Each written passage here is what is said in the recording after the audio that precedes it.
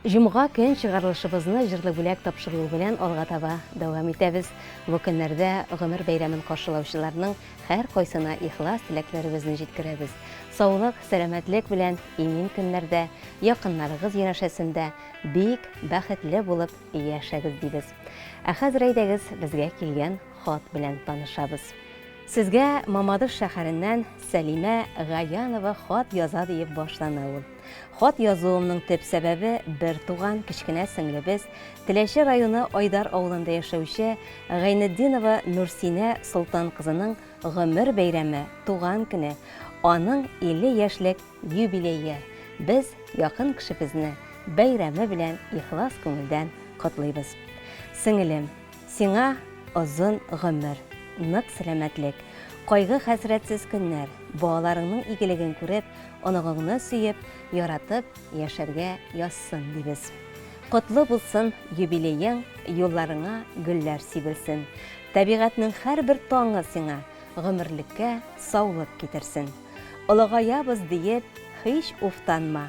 Башланмаган дистәләрне башлап, яшә әле, бер дә картайма. Теләкләрнең кайсын теләсәк тә, аз булыр күк синең хөрмәткә. Саулык, сәламәтлек, бәхет, шатлык без телибез синең хөрмәткә. Бүгенге көндә туган нигезебезне таркатмый, әти-әниебез кабызган учак җылысын сүндерми, саклап яшисең син. Шуңа күрә олы хөрмәткә һәм ихтирамга лаек син безнең якыныбыз, сеңлебез, Нурсинәбез. Аллага шөкер, бүген без туган авылыбызга, туган нигезебезгә кайтып йөри алабыз. Тормышыбызны матурлаучы, туганнарны бергә җыючы да ул син. Барысы өчен дә рәхмәт үзеңә.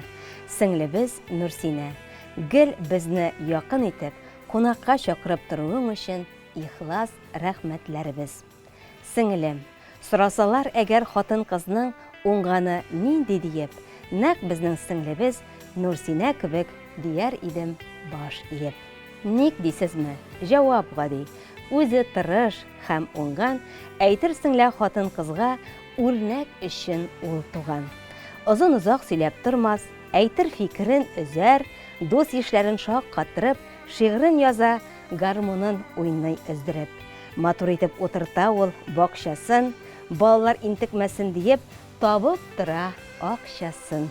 Сеңлебез, балалар хәсрәте күрмичә, барыбыз бергә күңелле, матур итеп, бергә яшәргә язсын.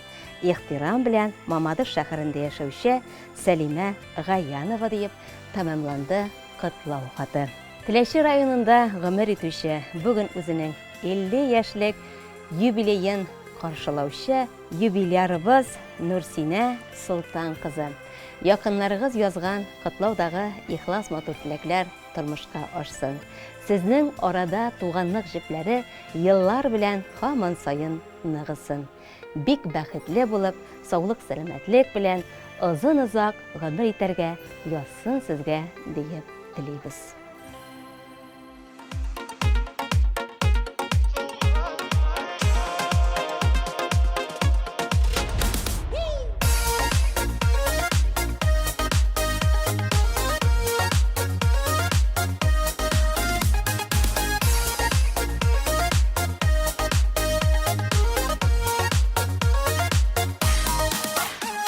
Болытларга тасма урый серле яшен, ә болытлар үксеп түгә ашы яшен. Туганлыкның бер өзелсә аралары, тизәл алмас әрлеп сыкрар яралары. Туган белән туган булып яшәү кирәк, шатлык килсә кайгы тисә туган терәк. Туган белән тормыш үзе гөрләп бара, сабырлык һәм тугры йөрәк туганнарга. Туган белән туган булып яшәү кирәк, шатлык килсә кайгы тисә туган терәк. Туган белән тормыш үзе гөрләп бара, сабырлык һәм тугры йөрәк туганнарга.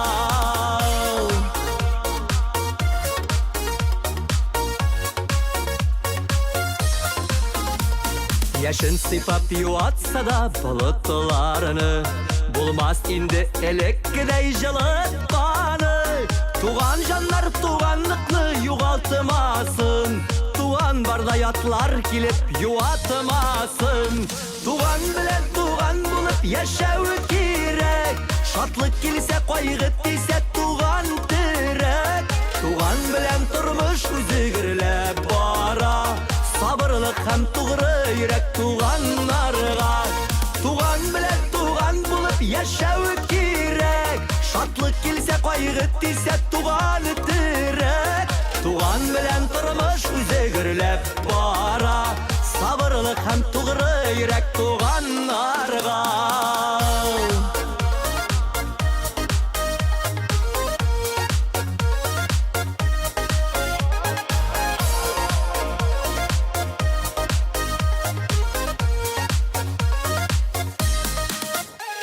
Яшен һаман болытларны күзләп йөри. Болытларны рәнҗеткәнен әллә белми.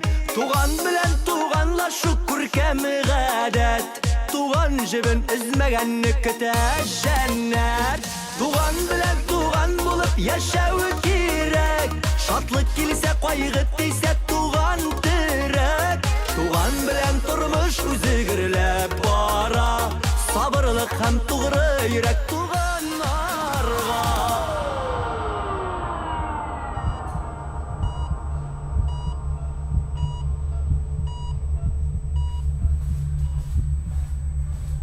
Бу биксирәк кан группасы. Бүгенгә бездә ул юк. Миндә бар. Без туганнар. Туган белән туган булып яшәү кирәк. Шатлык килсә, кайгы тисә, туган терәк. Туган белән тормыш үзе гөрләп бара. Сабырлык һәм тугры йөрәк туганнарга.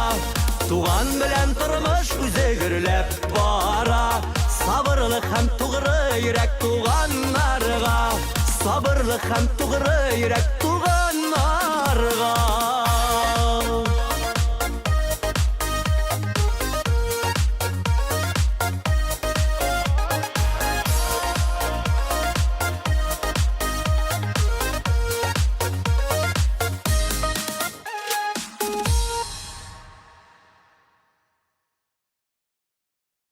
Җырлы бүләк тапшыруының бүгенге чыгарылышы ахырына якынлашты. Ихлас теләкләр, күңел кояшы ул. Якыннарыгызны шатландырырга ашыгыз. Безгә хатларыгызны языгыз. Җырлы бүләк тапшыруы сезнең җылы эчтәлекле котлауларны көтеп кала. Языгыз безгә, бәйрәмнәрне бергә каршылыйк. Ә бүгенгә сау булыгыз.